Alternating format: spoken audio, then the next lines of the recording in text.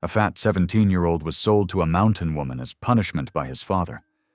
The dusty street fell silent as the trade was made, a boy humiliated and a widow with fire in her eyes. Folks whispered she'd work him to death in the lonely cabin on the ridge. But they were wrong. She had shocking plans. Plans no one could have imagined. Instead of breaking him, she set out to make him strong. She taught him the ways of the mountains, the weight of faith, and the worth of a man's word. But just as hope sparked, danger came thundering, men with papers and guns, claiming her spring, threatening to burn them out. A son cast off by his own blood now stood at the crossroads of fear and courage. Would he shrink into the shadows his father left him in, or rise against fire and betrayal to defend the only person who ever believed in him? When a boy sold for a mule finds his true worth in the high country, what will he risk to protect it? Drop a comment below and share which part of the world you're tuning in from today. If you enjoy stories like this, don't forget to subscribe for more. The late afternoon sun cast long shadows across the wooden platform in the center of Silver Creek, Colorado. Lucas Hawk stood trembling, his 17-year-old frame towering over most in the crowd, yet somehow feeling smaller than he'd ever felt before. The rough boards creaked beneath his feet as his father yanked him forward by the arm. "Take a good look, folks," James Hawk's voice boomed across the town square. "This here's what becomes of a boy who won't pull his weight." He jabbed a finger into Lucas's chest, making the young man flinch. Too busy with his nose in them books to do an honest day's work. Lucas kept his eyes fixed on his worn boots, fighting back the tears that threatened to spill. The summer heat pressed down on him like a heavy blanket, but it wasn't the reason for the sweat beading on his forehead. The whispers and snickers from the gathering crowd cut deeper than any knife could. "Ain't natural for a ranch hand's son to be so soft," someone called out from the crowd. "Heard he can't even rope a calf," another voice added. James Hawk's weathered face twisted into a cruel smile. "That's right. No son of mine." The words fell like stones, each one crushing what remained of Lucas's spirit. "Any takers?" "One able body for trade, though I use that term loosely." The crowd's laughter felt like needles against Lucas's skin. He risked a glance up, catching sight of Mrs. Peterson from the general store covering her mouth in shock, while others pointed and whispered behind raised hands. The sheriff stood at the edge of the crowd, arms crossed, looking uncomfortable but making no move to intervene. Through the sea of faces, a tall figure emerged. Lily Hawk, no relation to Lucas's family, moved through the crowd like a ship parting waves. Her gray hair was pulled back in a severe bun, and her plain dress couldn't hide her commanding presence. The townsfolk drew back as she approached, some making furtive gestures to ward off evil. "That's the mountain witch," a woman whispered too loudly. "Lives up in them hills alone since her husband passed." "Heard she talks to spirits," another added. Lily ignored the whispers, her steady gaze fixed on James Hawk.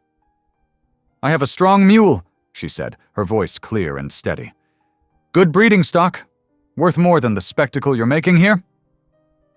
James Hawk's eyes narrowed. "One mule?" He looked his son up and down with disgust. "Suppose that's fair trade for damaged goods?" Lucas felt his face burn hotter, if that was possible. He'd heard stories about Lily Hawk. Everyone had. Some said she practiced witchcraft in her remote cabin. Others claimed she knew secrets of healing that doctors couldn't explain. But as she stood there now, she seemed more solid than mysterious, her eyes sharp and knowing. "The boy comes with me," Lily said firmly, "and you'll sign over guardianship proper-like." She produced a folded paper from her pocket. "Already had the papers drawn up at the county office?" James Hawk snatched the document, scanning it quickly. "Mighty presumptuous of you, widow." But there was a glint in his eye as he considered the offer. "Where's this mule of yours?" Lily gestured to a young boy holding the reins of a magnificent brown mule. The animal was clearly well cared for, its coat gleaming in the late afternoon sun.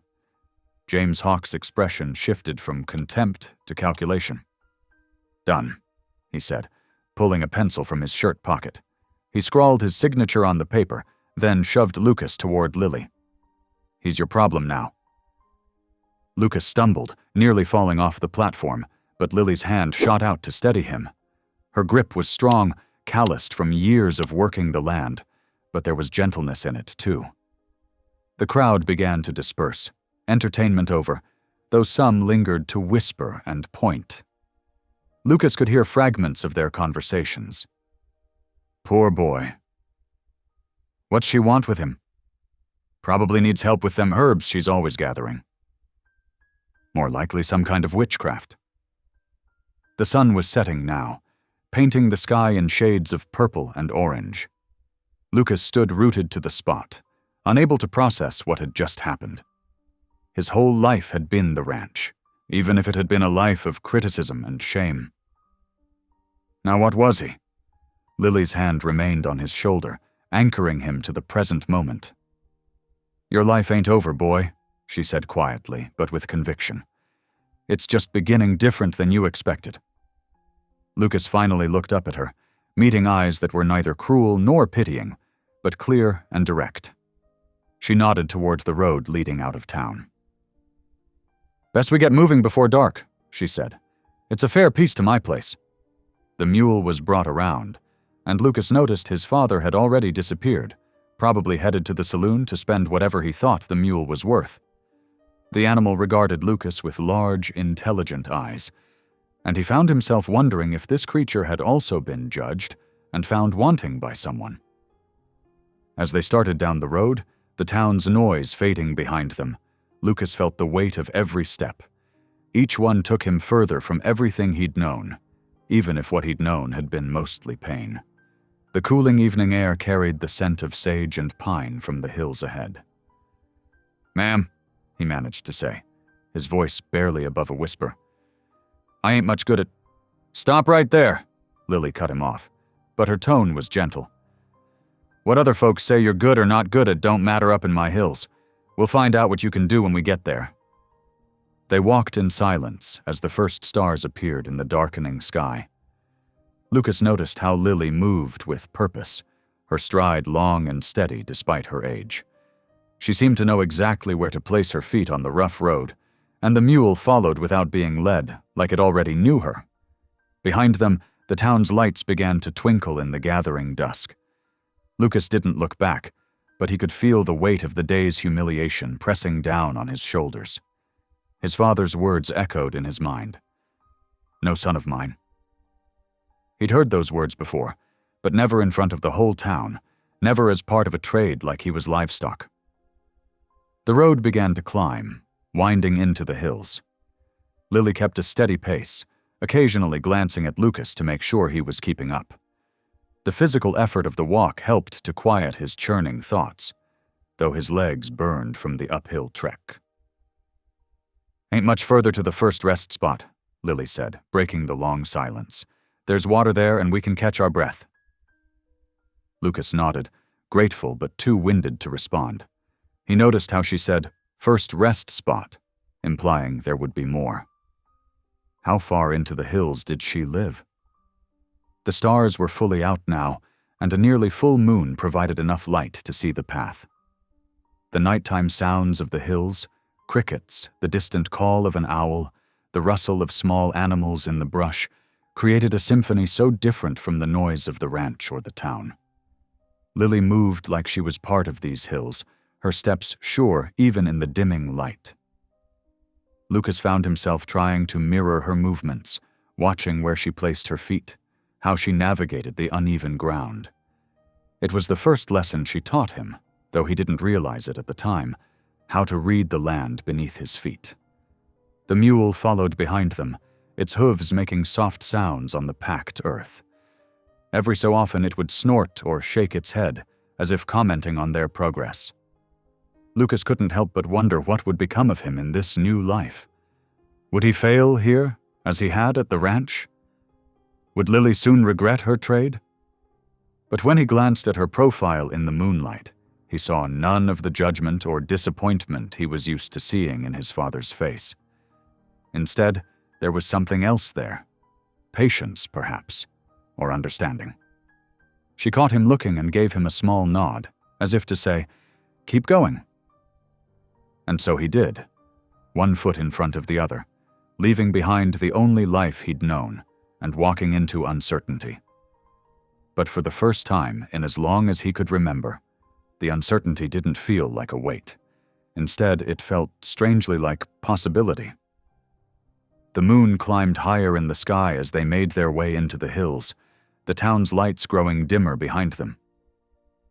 Lucas couldn't help but feel that each step was taking him not just away from his old life, but toward something new, something that might, against all odds, give him a chance to be more than what others had declared him to be.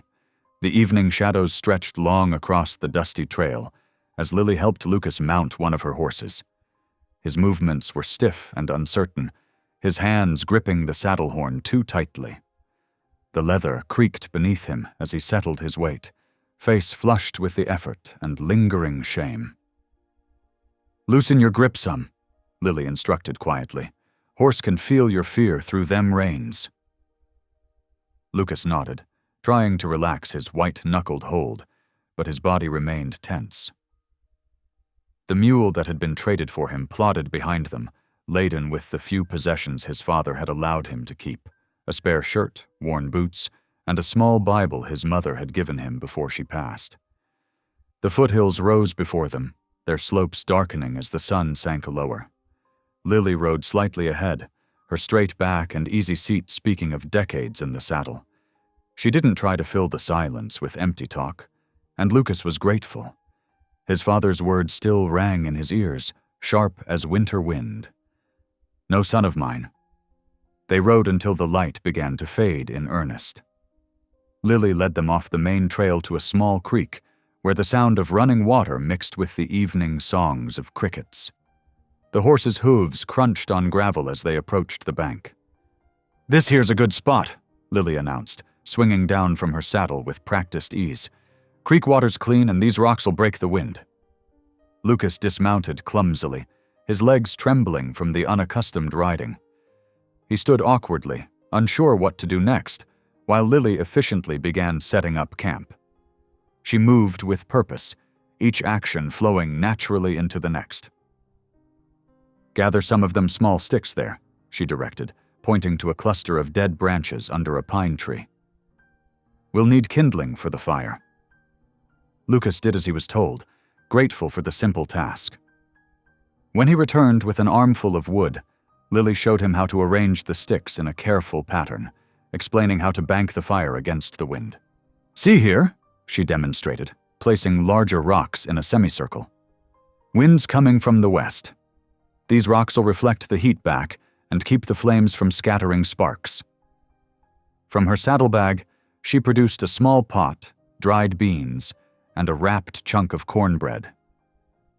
The familiar smell of the simple trail food made Lucas's stomach growl, reminding him he hadn't eaten since morning. As they sat by the fire, shadows dancing across their faces, Lucas stared into the flames. "I ain't worth the trouble," he muttered, his father's accusations weighing heavy on his mind. "Just a useless—" "That's enough of that," Lily cut in sharply, her voice firm but not unkind. "You're worth more than his mule, and a sight more than his cruel words." She passed him a tin plate of beans and cornbread. "Eat now. Tomorrow's soon enough for learning new ways." Lucas ate slowly, the food settling warm in his stomach. The creek murmured nearby, a constant gentle sound that seemed to wash away some of the day's bitterness. Above them, stars began to appear, brilliant against the darkening mountain sky. Lily showed him how to lay out his bedroll, positioning it where the ground was flattest and the wind wouldn't cut through. Despite his exhaustion, sleep came slowly to Lucas. He lay awake, listening to the night sounds of the wilderness, so different from the familiar noises of the ranch. An owl called somewhere in the distance, and small creatures rustled in the underbrush. Before dawn, Lucas woke to find Lily already up. She knelt a short distance from the banked coals of their fire, her head bowed in quiet prayer. The sky was just beginning to lighten, painting the eastern horizon in pale gold. There was something peaceful about watching her morning devotions, a steady certainty that seemed to anchor the day before it began. When she finished praying, Lily rose and began breaking camp with practiced efficiency. She showed Lucas how to properly roll his bedding, how to check the horses' hooves for stones, how to scatter the ashes of their fire so no trace remained. "Morning's the best time for riding," she explained as they mounted up. "Horses are fresh, air's cool. We've got a fair piece to cover today." They rode through stands of towering pines, their horses' hooves nearly silent on the carpet of needles. Lily pointed out landmarks as they traveled. A lightning-struck tree that marked a turn in the trail, a rocky outcrop where mountain sheep sometimes gathered, a distant peak that meant bad weather when its top disappeared in clouds. "Gotta learn to read the mountains," she said. "They'll tell you what's coming if you know how to listen. See them clouds gathering over that far ridge? Means we might get an afternoon storm. Best keep our eyes open for shelter." She taught him about the other dangers too, how to watch for signs of cougars, what to do if they encountered a bear, which plants meant water was nearby. Lucas tried to remember it all, though it seemed overwhelming. Yet Lily's calm instruction made the knowledge feel accessible, like pages in a book waiting to be read. They stopped briefly at midday, sharing dried meat and more cornbread in the shade of a massive pine. The air was cooler here in the higher elevation, and Lucas could see snow still clinging to the distant peaks despite the summer season. "Your muscles'll be sore tonight," Lily observed as they remounted. "Takes time to get used to the saddle, but you're doing better already, sitting straighter, handling the reins more natural-like." Her words of approval, simple as they were, warmed something in Lucas's chest. He couldn't remember the last time anyone had noticed improvement in anything he did. The afternoon brought the storm Lily had predicted. They waited it out under an overhanging rock, watching sheets of rain turn the world gray. Thunder rolled through the valleys, and Lucas couldn't help but flinch at the closer crashes. "Mountain storms move fast," Lily assured him. "Sky'll clear before sunset." She was right. By evening, the clouds had broken up, and the wet earth released a fresh, clean scent into the cooling air. They climbed higher, the trail switching back and forth across the mountainside. Lucas's thighs burned from the long hours of riding, but he set his jaw and endured without complaint. Just as the sun was setting, they crested a final ridge. There, nestled against the backdrop of snow-capped peaks, sat Lily's homestead. The cabin was solidly built of rough-hewn logs, with a stone chimney rising from one end. A small barn stood nearby, and Lucas could see a fenced garden patch and what looked like an orchard of young apple trees. "Home," Lily said simply, but there was pride in her voice. "Not much to look at, maybe, but it's mine, free and clear." She glanced at Lucas. "And now it's yours too, long as you've a mind to stay and learn." The cabin stood dark against the golden evening sky, but somehow it didn't look forbidding to Lucas. Instead, it seemed to promise something he'd never really known before, a place where he might belong, where worth wasn't measured by a father's harsh judgment. As they rode the last distance down to the cabin, Lucas noticed more details: the neat woodpile along one wall, the herbs drying under the porch eaves, the flow of the land shaped by careful stewardship. Everything spoke of Lily's patient work, year after year, building something lasting in these mountains. The horses' hooves clopped on harder ground as they approached the cabin, and a cool breeze carried the scent of pine and approaching night.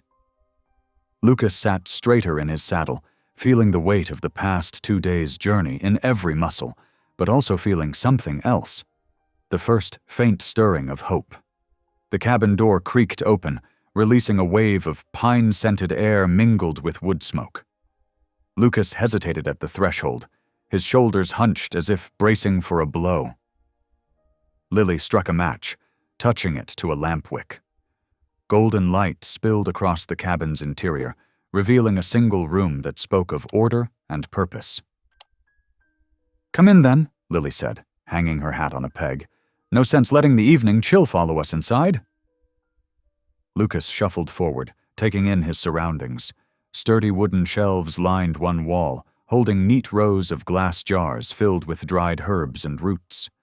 Well-worn tools hung from hooks: a saw, a hammer, various knives and implements he didn't recognize.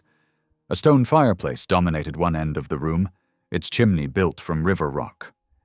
Everything had its place, everything served a purpose. His gaze fell on two bunks built against the far wall. One was clearly Lily's, with a patchwork quilt folded at its foot. The other, to his surprise, held a clean quilt of deep blues and greens, neatly turned down as if waiting for him. A proper bed, not a pile of straw in some corner. "That's yours," Lily said, noting his confusion. "Made the quilt last winter, though I didn't know then who'd be using it." Lucas touched the fabric hesitantly. "But I thought—" He swallowed hard. "Ain't I supposed to sleep in the barn or something? Being bought and all?" Lily's expression hardened, not with anger, but with determination. "Let's get something straight right now," she said, setting down her saddlebags. "I didn't buy a servant. That mule was the price of your father's pride, nothing more." She struck another match, lighting a fire she'd laid in the hearth earlier. "What I aim to do is teach you to live as a man of the mountains, how to survive, how to thrive, how to stand on your own 2 feet with your head held high." Lucas stared at her, waiting for the cruel joke to reveal itself. But Lily's face showed nothing but honest intention as she moved about the cabin, lighting more lamps and pulling out cooking supplies. "Why?" he finally managed to ask, his voice barely above a whisper. "Because every soul needs a chance to find their worth," she replied simply. "Now, before we get to supper, there's work needs doing." She opened the door and pointed to a pile of logs stacked against the cabin wall. "Them logs need splitting for the fire." Lucas followed her outside, his heart sinking as she handed him an axe. He'd seen other men split wood. His father had often mocked his attempts, but he'd never managed to do it right. The axe felt awkward and heavy in his hands. "Plant your feet wide," Lily instructed, demonstrating the stance. "Axe goes straight up, then straight down. Let the weight of the head do the work." Lucas positioned himself in front of a log and swung. The axe hit at an angle, glancing off the wood and nearly pulling him off balance. He felt his face grow hot with shame, waiting for the familiar sound of laughter. But Lily didn't laugh. She didn't even sigh in disappointment. "Adjust your grip," she said calmly. "Higher up the handle. Try again." The second swing wasn't much better than the first. Neither was the third. By the fourth attempt, Lucas was panting, his arms trembling. "I can't," he muttered. "I ain't strong enough." "Strength grows from trying, not quitting," Lily replied firmly. "One more swing. Focus on keeping the axe straight." This time the blade struck true. The log split with a satisfying crack, the halves falling to either side. Lucas stared at them in disbelief. "There now," Lily said, satisfaction warming her voice. "That's a start. Split 2 more, then we'll see to supper." By the time Lucas finished, his shirt was soaked with sweat despite the cool evening air. His arms felt like lead, but something else stirred in his chest. A tiny spark of accomplishment. He'd done it. Not well, not quickly, but he'd done it. Inside, Lily had a pot of beans simmering over the fire, their rich aroma filling the cabin. She'd set out 2 bowls, 2 spoons, and a loaf of dark bread on the small table. No separate eating times, no leftovers scraped into a tin pan. Just 2 places, equal. As they ate, Lily laid out her plan. "Winter comes hard in these mountains," she began. "Man's got to know how to read the weather, how to hunt, how to keep warm when the snow's deep enough to bury a horse. Got to know which plants heal and which ones kill. How to find water, how to make shelter, how to keep your head when everything's going wrong. She broke off a piece of bread. That's what I'm going to teach you. Lucas pushed his beans around his bowl. But why would you bother? I ain't never been good at learning nothing. That's because you've been learning the wrong things from the wrong people. Lily's voice was matter of fact. Up here, there ain't no audience watching you fail. Just the mountains, and they don't care how many times you fall as long as you keep getting back up. You really mean to train me? Lucas asked, still struggling to believe it. To live up here? To be different? I mean to show you who you already are, under all that shame your father piled on you. Lily's eyes met his across the table. You've got strength in you, Lucas Hawk. You just ain't never had the chance to find it. Lucas stared down at his bowl, throat tight. No one's ever, he whispered, then had to start again. No one's ever believed I could change. Then it's about time someone did. Lily's words fell into the quiet cabin like stones into still water, rippling through Lucas's consciousness. That night, lying in his bunk under the soft quilt, Lucas couldn't sleep. His arms ached from swinging the axe, but it was a different kind of pain than he was used to. Not the sharp sting of punishment or the dull throb of shame, but the honest soreness of work attempted, of trying, failing, and trying again until something was accomplished. The cabin creaked gently around him, speaking in the language of well-built things. Through the small window, he could see stars scattered across the mountain sky like dust on black velvet. His heart pounded with emotions he couldn't quite name, fear tangled with hope, disbelief wrestling with desperate wanting to believe. Lily's steady breathing came from the other bunk, the rhythm of someone at peace with themselves and their place in the world. Lucas listened to it, trying to match his own breathing to that calm pattern. Tomorrow would bring new challenges, new chances to fail, but for the first time in his memory, failure didn't mean the end of trying. He touched the quilt, fingers tracing the careful stitches. Someone had made this for him before they even knew him. Someone had believed enough in possibility to prepare a place, to plan for redemption. The thought was almost too big to hold in his heart, but he cradled it there anyway, like a coal that might, with careful tending, grow into a flame. The mountain air bit sharp and cold when Lily shook Lucas awake. Stars still glittered outside the cabin's small window, the sky a deep velvet black unmarked by dawn. Up with you now, Lily said, already dressed and moving about the cabin. Day starts early in the mountains. Lucas groaned, every muscle protesting from yesterday's wood splitting.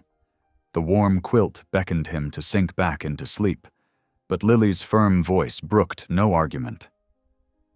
The spring needs checking, and the fire needs building before breakfast. Stumbling into his boots, Lucas followed her outside. The pre-dawn chill made him gasp, his breath clouding in front of his face. Lily handed him 2 wooden buckets, their handles smooth from years of use. Spring's down that path. She pointed to a narrow trail leading behind the cabin. Watch your step. Rocks get slick with dew. Lucas's feet fumbled on the path, the empty buckets banging against his legs. The spring revealed itself as a clear pool nestled in a rocky hollow, water bubbling up from somewhere deep in the mountain's heart. The sound of it running over stones filled the pre-dawn quiet. Fill them careful, Lily instructed. Don't muddy the water. Lucas dipped the first bucket, his arms trembling from yesterday's exertion. Water slopped over the rim, soaking his boots. He bit back a curse. Steady now, Lily said. Let the bucket do the work. Don't fight the water. The second attempt went better, though his arms screamed as he lifted the full bucket. The walk back to the cabin proved harder. Water splashed with each step, and his shoulders burned from the weight. Good, Lily nodded when he finally set the buckets down. Now for the fire. She showed him how to arrange the kindling, small twigs first, then slightly larger sticks, creating spaces for air to flow. "Fire's like life," she said, striking a match. "Needs room to breathe, needs nurturing to grow strong." Lucas watched as tiny flames licked at the kindling. His first attempt at adding larger pieces smothered the fire, plunging them back into darkness. "Try again," Lily said simply, striking another match. "This time remember what didn't work before." The second fire caught and held, spreading warmth through the cabin. Lucas felt a small surge of pride, quickly followed by exhaustion. His back throbbed, and his arms felt like lead weights. "Damn heavy buckets," he muttered under his breath, rolling his shoulders. "Language," Lily corrected firmly. "And yes, they're heavy. They'll be heavy tomorrow too, and the next day. That's how endurance grows, doing what's hard over and over until it ain't so hard anymore."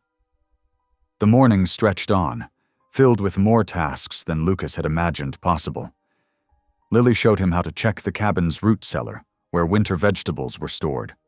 She taught him to identify different types of wood by their grain and weight, explaining which burned hottest and which burned longest. By midday, they were stacking fresh-cut logs against the cabin's western wall. Lucas's arms shook with fatigue as he lifted each piece. "Wider stance," Lily called out. "You're carrying with your back instead of your legs." A particularly heavy log slipped from Lucas's grasp, nearly crushing his foot. He jumped back, stumbling against the woodpile. "I can't do this," he panted, sweat running down his face despite the cool air. "I ain't strong enough." Lily didn't respond immediately. Instead, she demonstrated the proper grip, her weathered hands moving with practiced confidence. "Like this," she said. "Try again." Lucas copied her hold, finding the log balanced better. His arms still trembled, but the weight felt more manageable. "There's knowing when to quit," Lily said as they worked, "and there's giving up. Knowing when to quit means listening to your body, taking rest when you need it. Giving up means listening to fear, to doubt, to that voice that says you ain't good enough. Learn the difference."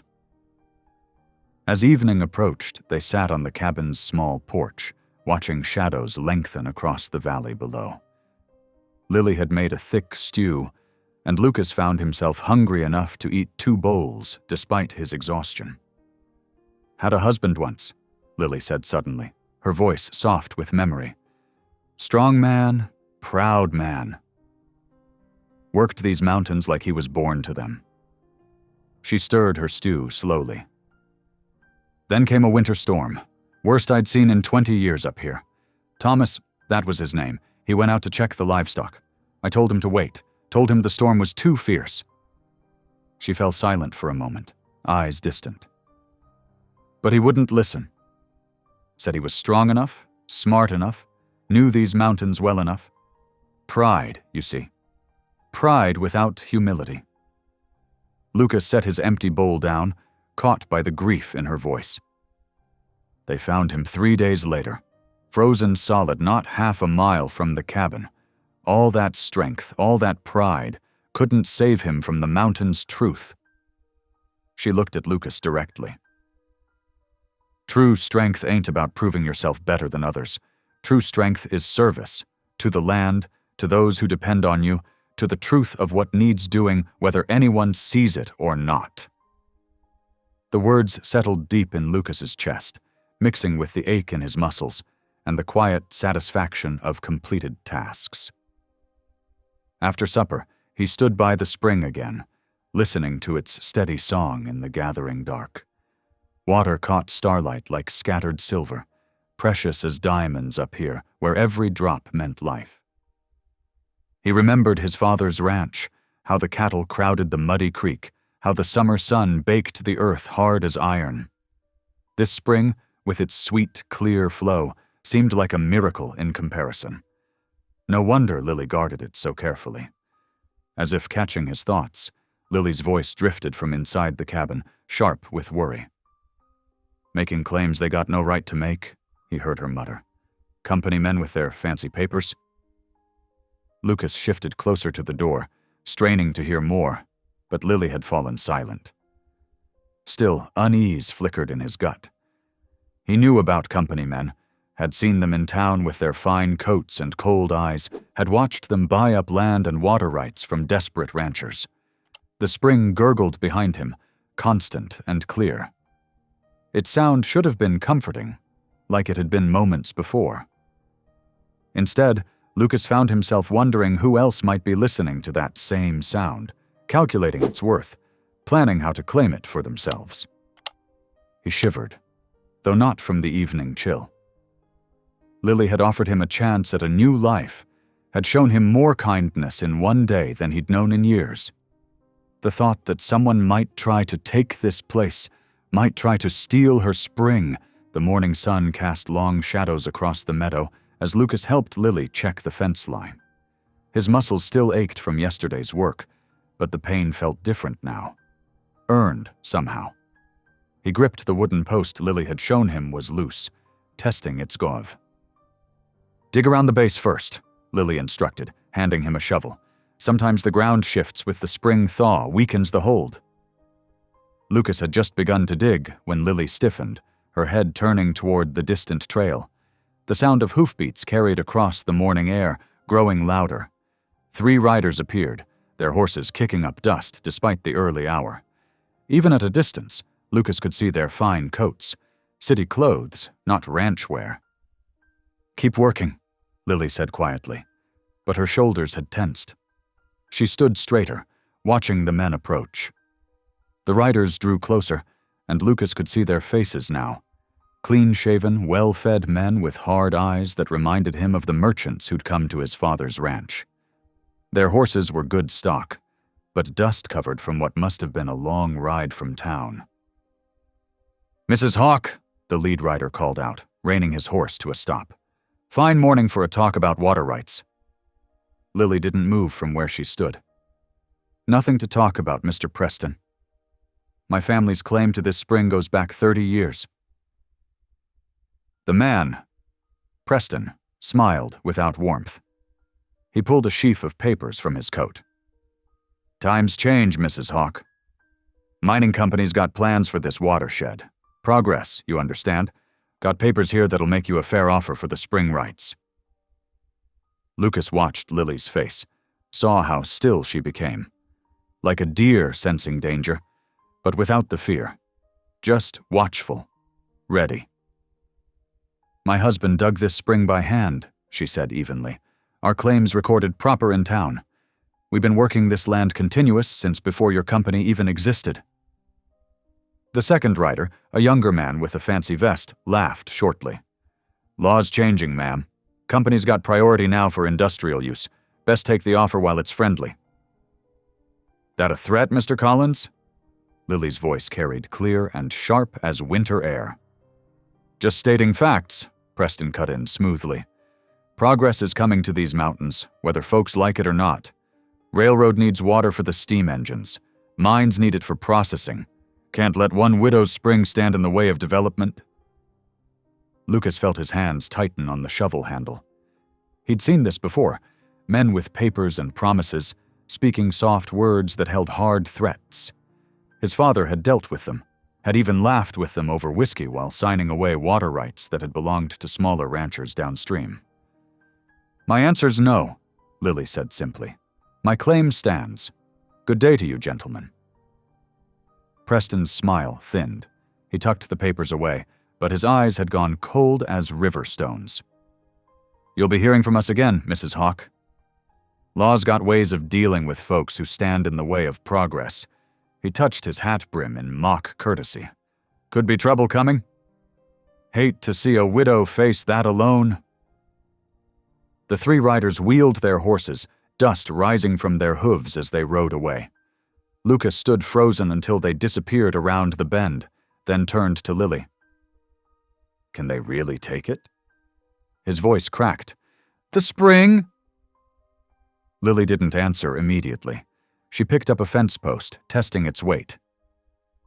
"Law's supposed to protect first claims," she said finally. "But money has a way of bending law, especially out here.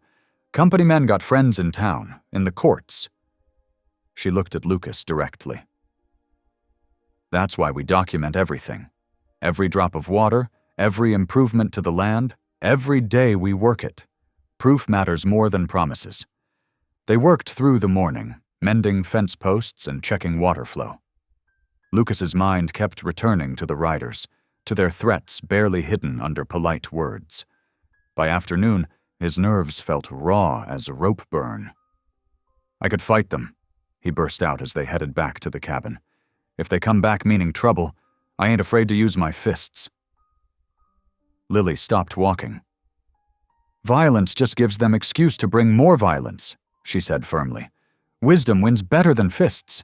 Remember that." Lucas nodded, but his admiration for her calm strength warred with fear. He'd seen how these fights ended on his father's ranch, with small holders driven out, their water rights absorbed by bigger operations with better lawyers and more guns. That night, his dreams twisted dark. He saw his father sitting with those same company men, sharing drinks and laughs while signing papers. Dream Preston smiled his cold smile, pointing at Lucas. "Another weak one," he said, and his father nodded, face full of familiar disgust. "No son of mine," his father agreed, and their laughter followed Lucas into waking. He sat up in his bunk, sweat-soaked despite the night chill. Moonlight streamed through the cabin's small window, catching on the jars of dried herbs that lined Lily's shelves. He heard her shift in her own bed, knew she was awake, and had probably heard him thrashing in his dreams. But she didn't speak, didn't press him to explain. Morning came clear and cold. Instead of sending him straight to chores, Lily spread a large piece of paper on the cabin's rough table. Lucas saw it was a hand-drawn map, showing the spring and surrounding lands. "Today you learn to read the land," she said, drawing her finger along inked lines that showed water's path down the mountainside. "Every spring, every seep, every place water flows or gathers. Knowledge is power, boy. Sometimes the strongest weapon is knowing what you're fighting for." She showed him how to measure flow rates, how to mark seasonal changes, how to document where water emerged from ground and where it sank back in. Lucas found himself fascinated. This was different from mindless muscle work. It required attention, understanding, the ability to see patterns. "You've got a good eye," Lily commented, as he carefully traced a small tributary he'd noticed feeding into the main spring. "Mine's as important as muscle up here.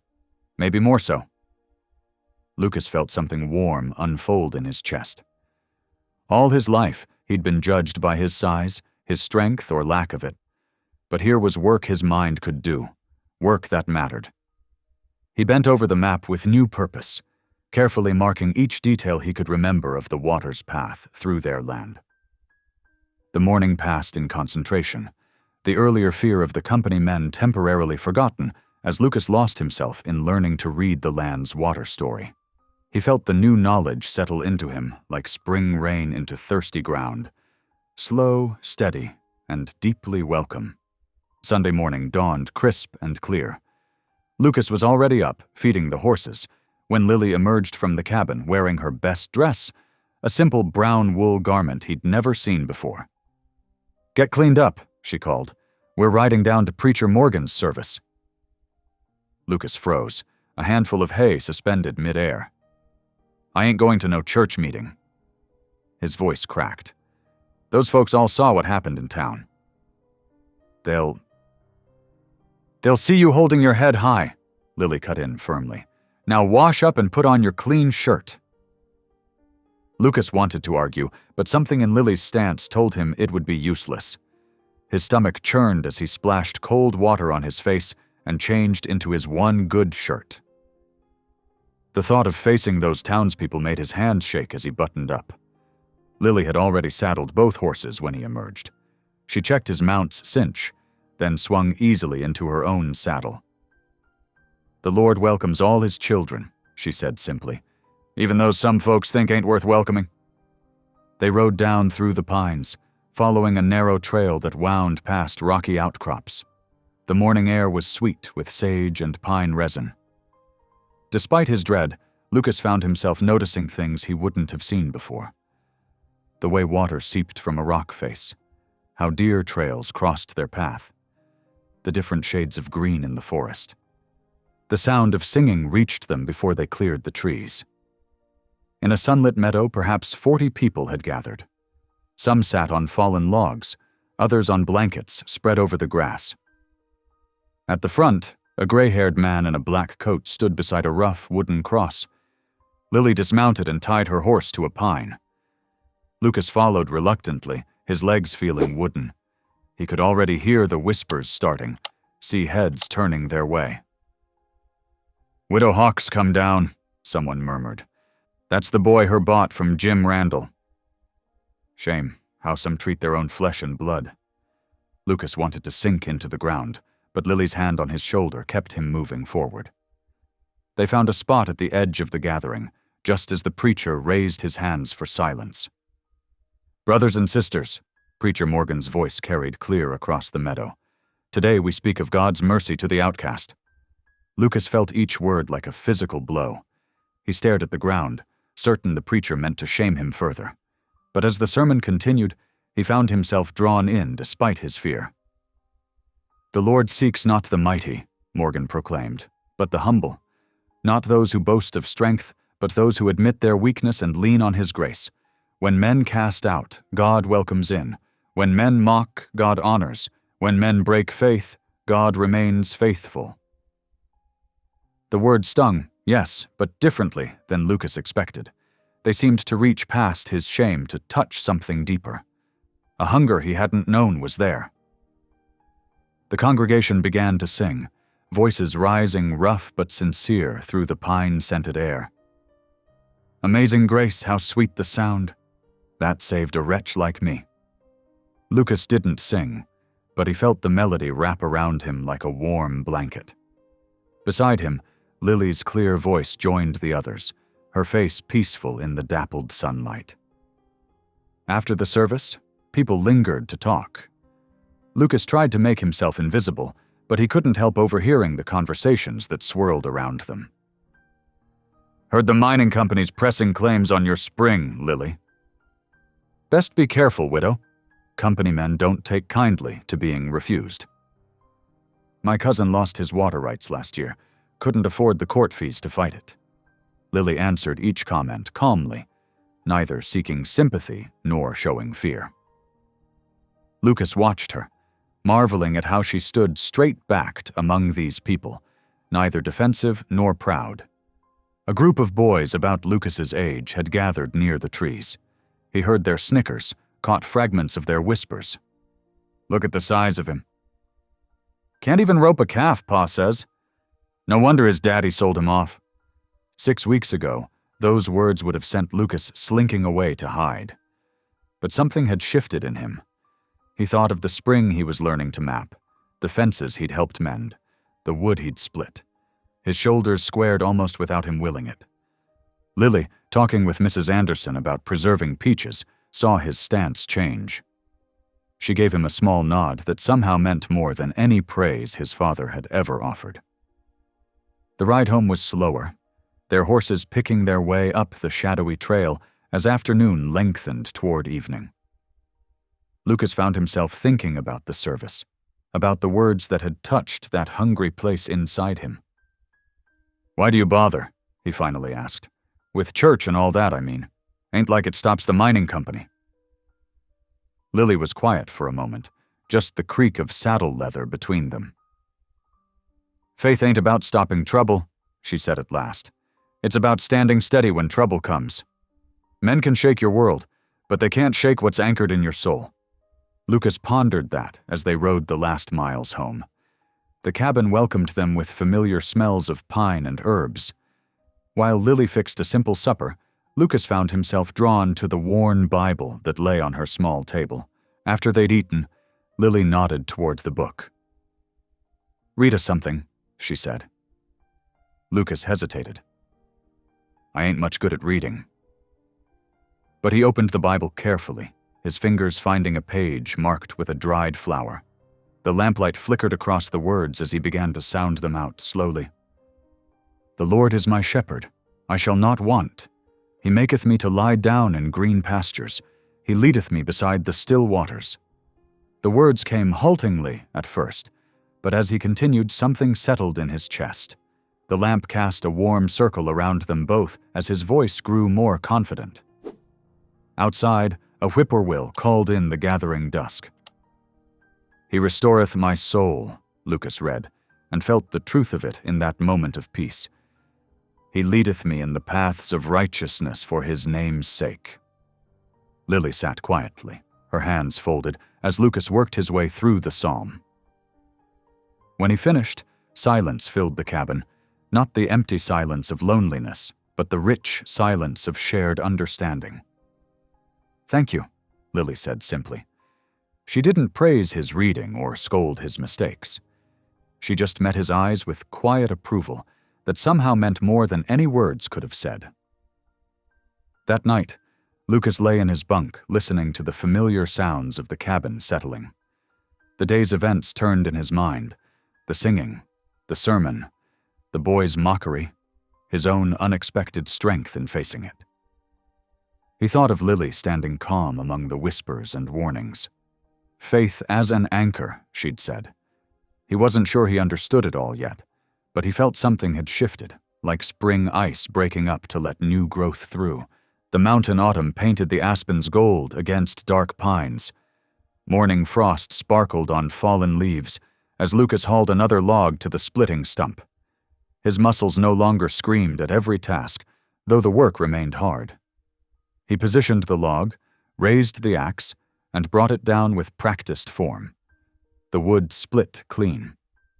2 months ago, he would have struggled just to lift the axe. Now his body knew the rhythm: position, lift, strike. The pile of split wood grew steadily. Sweat cooled on his back despite the crisp air. He paused to catch his breath, leaning on the axe handle. "Your stance is better," Lily observed from the cabin door. She carried her herb-gathering basket, ready for the day's work. "You've learned to let the axe's weight do half the work." Lucas nodded, still amazed when she offered praise. Unlike his father's constant criticism, Lily noticed effort. She pointed out improvement, no matter how small. "Think you can manage the rest while I'm gathering?" she asked, though her tone suggested she already knew the answer. "Yes, ma'am," Lucas said. Pride warmed his chest at her trust. "I'll have it done before sundown." "Capable hands make light work," Lily said. It was one of her sayings, but this time she directed it at him. Capable. The word settled in him like a seed taking root. She shouldered her basket and headed into the forest. Lucas watched her go, then turned back to his task with renewed energy. The morning passed in steady work. His arms tired but didn't fail. His breath came hard but recovered faster now. When the last log was split, Lucas carried armfuls to stack against the cabin wall. The neat rows would keep them warm through winter, his contribution to their survival. He stepped back, satisfaction flooding through him at the sight of work well done. The water trough caught his eye. He leaned over, curious about the changes Lily sometimes mentioned. His reflection wavered in the afternoon light. The face looking back was still round, but something had shifted. His shoulders stood straighter. His eyes held a steadiness he'd never seen before. Even his father might not recognize. Lucas pushed the thought away. He didn't need his father's approval anymore. Lily's quiet faith in him meant more. He settled on the cabin steps, stretching his tired muscles. The autumn air carried scents of pine and distant snow. A hawk circled overhead, riding thermals. Lucas watched it, remembering how Lily taught him to read weather from birds' behavior. Everything in these mountains offered lessons, if you paid attention. The sound of hoofbeats broke his peace. A rider approached fast along the trail. Lucas recognized Thomas Weber, whose homestead lay 2 valleys over. The man's face was grim as he reined his horse to a stop. "Where's the widow?" Weber asked, without greeting. "Gathering herbs," Lucas said, standing. Something in Weber's manner set him on edge. "What's wrong?" Weber glanced around as if expecting Lily to appear. News from town. Mining company filed papers yesterday. They're claiming rights to her spring. Lucas's stomach clenched. They can't. Lily's family's been here 30 years. They've got witnesses saying otherwise. Men willing to swear the spring wasn't developed when she claims. Weber hesitated. Your father's name is on the documents. The words hit Lucas like a physical blow. He stumbled back a step, bile rising in his throat. Of course his father would side with the mining men. Of course he'd try to hurt Lily, who'd shown his son more kindness in 2 months than he had in 17 years. His hands clenched into fists. Anger burned through him, hot enough to scorch away the morning's peace. He wanted to hit something, to run down the mountain and confront his father, to— Easy, boy, Weber said, watching his face. Lily will need steady thinking, not hot blood. Lucas forced his fingers to uncurl. Weber was right. Lily had taught him that rage solved nothing. But knowing his father plotted against her made his chest ache with fury and fear. When's the hearing? He managed to ask. 2 weeks. In town? Weber gathered his reins. Tell her I'll testify about the spring if she needs me. My pa remembered her family working this land when he was young. Lucas nodded. Much obliged. Weber touched his hat and wheeled his horse. Soon only dust marked his passing. Lucas sank back onto the steps. His earlier satisfaction crumbled to ash. The split wood stood in neat rows, mocking him. What good was learning to work if they lost everything to his father's lies? The sun was lowering when Lily returned, her basket full of late herbs. She saw his face and set her gathering down. What's happened? Lucas told her everything, watching her expression. She took the news calmly, but he saw her hands tighten on her basket. Your father, she said when he finished. It wasn't a question. I'm sorry, Lucas whispered. If you hadn't taken me in, maybe he wouldn't— Stop! Lily's voice cracked like a whip. You're not responsible for his choices. And I'd take you in again, 100 times over. Tears pricked Lucas's eyes. He blinked them back, straightening his shoulders the way she'd taught him. What can we do? Lily studied the split wood, the tidy yard, the evidence of his day's labor. We keep working, she said. We gather our proof. And we trust that truth stands longer than lies. She reached out and squeezed his shoulder. The touch steadied him, as it had that first day in town. He was not the same frightened boy who'd been sold for a mule. Lily had taught him capability lived in more than muscle. Come help me sort these herbs, she said. Work keeps worry from taking root. Lucas followed her inside, the cabin's familiar scents wrapped around him, dried herbs, wood smoke, fresh bread. He watched Lily's sure movements as she laid out her gathering. Her hands never faltered, though he knew worry must gnaw at her too. We'll fight them, he said suddenly. I'll testify about the spring, about how you've worked it. They can't take it. Lily smiled, but her eyes were distant. Sometimes justice needs more than truth, Lucas. It needs stamina. The company has money for lawyers, for delays. They wear folks down until selling looks easier than fighting. You won't sell. Lucas made it a statement, not a question. No. Lily handed him a bundle of yarrow to hang. This land, that spring, they're not just property, they're a trust. My husband's family tended them for others' benefit, not profit. I aim to do the same. Lucas nodded, understanding better now. The mining men saw the spring as a resource to own. Lily saw it as a responsibility to steward, like she'd done with him, seeing value where others saw only burden. They worked in comfortable silence as dusk gathered. Lucas's muscles ached from the day's labor, but he felt strangely peaceful despite the news. Whatever came, he was no longer the useless boy his father had scorned.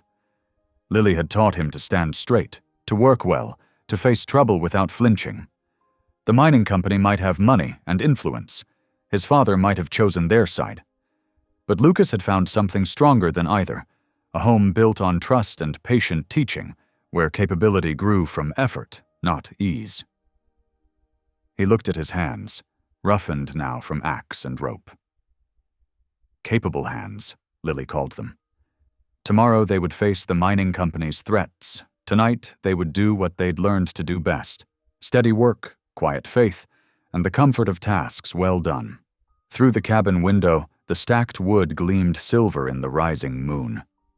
Lucas had put it there, log by log, his own labor building something lasting. Whatever his father claimed, he could never take that away. The wagon wheels creaked as Lily guided their team down the rutted mountain road toward town. Lucas sat beside her, his stomach churning with each mile. The morning sun cast long shadows across the valley, promising a clear autumn day. But the beauty brought little comfort. "Remember," Lily said, breaking their long silence, "we're here for truth, not trouble." Lucas nodded, though his hands remained tight in his lap. The past week's peace felt distant now as the first buildings of town came into view. Shop signs creaked in the morning breeze. A few early risers paused their sweeping to watch the wagon pass. The street fell eerily quiet as they rolled past the general store. Lucas felt stares following them, some curious, some hostile. A group of men outside the saloon stopped talking to watch. Their gazes burned into his back. Lily pulled the wagon to a stop in front of a narrow wooden building with a brass plate. Harrison and Sons, attorneys at law. She set the brake with practiced ease. "Ready?" she asked. Lucas climbed down, helping Lily with the step despite his trembling hands. The office door seemed to loom before them, its frosted glass panel declaring important business happened within. A bell tinkled as they entered. The front room smelled of leather and pipe smoke. A clerk looked up from his desk, his expression souring when he recognized Lily. "Mrs. Hawke," he said, "Mr. Harrison is quite busy today." "He'll see us." Lily's quiet confidence filled the room. "It concerns the spring claim." The clerk hesitated, then disappeared through a door. Moments later he returned. "This way." They followed him into a larger office where a man in an expensive suit sat behind a massive desk. Leather-bound law books lined the walls. The lawyer, Harrison, didn't stand. "Mrs. Hawke," he said, his tone suggesting she was wasting his time. "I assumed our previous correspondence made the situation clear." "What's clear," Lily said, "is that my family's claim to that spring predates any mining company interest by 30 years. Harrison's chair creaked as he leaned back. "Interesting assertion, yet I have sworn statements from respected citizens saying otherwise." He pulled papers from a drawer, making a show of examining them. "Including one James Hawke. No relation to you, I believe." Lucas's breath caught. Seeing his father's name in neat ink made the betrayal real. Heat rushed to his face. "That's a lie!" The words burst from him before he could stop them. "My father, he's just trying to hurt us because—" "Lucas!" Lily's hand touched his arm, steadying. Harrison's lips curled. "Ah, yes, the son. Still carrying quite a burden, I see." His eyes flicked dismissively over Lucas's bulk. "Though I suppose manual labor might eventually solve that problem." Lucas's fists clenched, but instead of shrinking from the insult, he drew himself up. Meeting Harrison's gaze, he spoke with quiet intensity. "I've learned what real burden is, sir. It's carrying hate so heavy you'd hurt innocent folks just for profit." Harrison's smile vanished. "Mind your tone, boy. This is a legal matter, not a Sunday sermon." "Show us these sworn statements," Lily cut in. "I have a right to examine any claims against my property." "In due time, at the proper hearing." Harrison shuffled papers dismissively. "Though I suggest you consider selling now. The company's offer is quite generous for an undeveloped spring." "That spring has been developed and maintained for 3 decades," Lily said. My husband's family worked this land when your mining company was just a gleam in some banker's eye.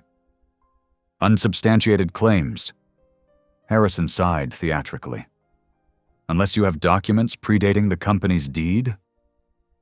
Witnesses willing to testify under oath? Lucas saw Lily's jaw tighten, though her voice remained steady. We'll present our evidence at the hearing. As you wish. Harrison turned to his paperwork. Good day, Mrs. Hawke. Outside, the morning sun seemed harsh after the office's dimness. Lucas's hands were still shaking, not with fear now, but anger. I'm sorry, he said as they walked to the wagon. I shouldn't have burst out like that. I probably made things worse. Lily stopped, turning to face him. You spoke truth to a man who deals in lies. Never apologize for that.